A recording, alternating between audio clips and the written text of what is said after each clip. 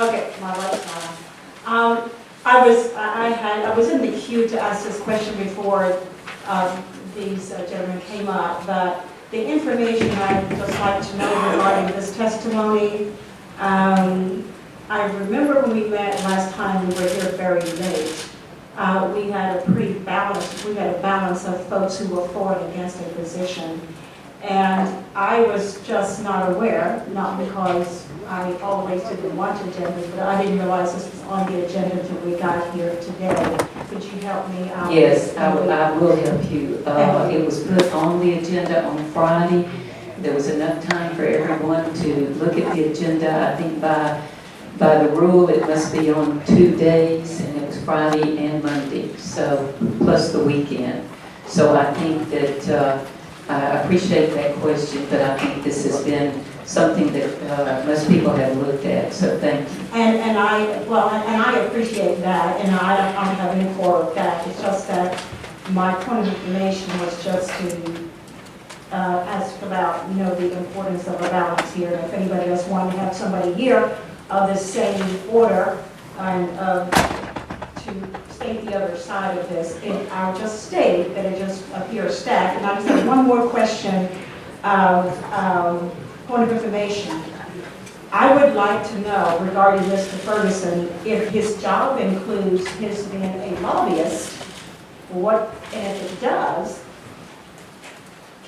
are you really able to give testimony?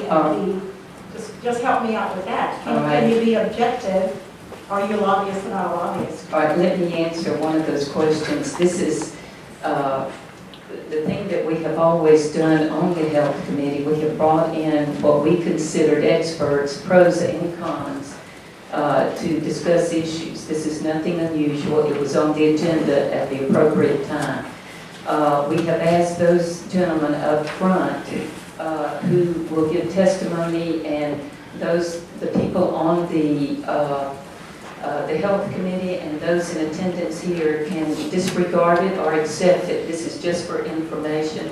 There's nothing stacked about this, and as far as being a lobbyist, I have no idea, but I do know that the credibility of Mr. Ferguson is certainly set in the minds of those of us who've known him through the years as Director of the Bureau of Legislative Research. All right, thank you, Madam Chair. I'm not questioning his credibility. I'm just questioning his role, that's all. And I appreciate you are giving me the information that you have.